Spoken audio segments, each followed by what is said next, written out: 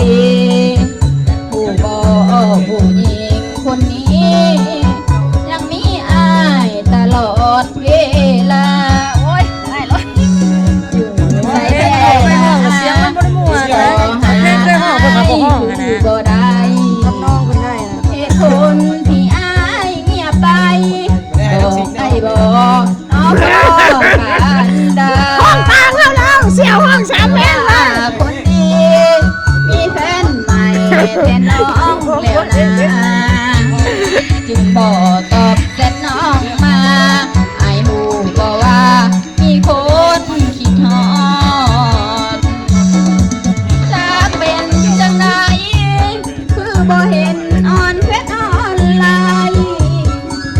เดี๋ยวนี้เงียบหายบ่เห็นอายทักคือแต่ก่อนกินข้าวหรือยังเฮ็ดยังอยู่นอพองงามงอนอยากให้อายเป็นคือแต่ก่อนแต่อายยังอ่อนเฟซให้ตอบมา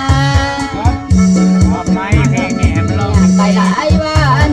เฮ็ดคือน้องนั่นบ่แม่นแฟนหรือว่า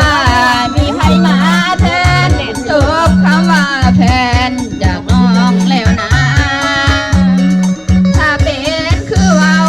น้องคือสิเหงาเศร้าซึมมูลาไอ้บ่ตอบเสร็จคือ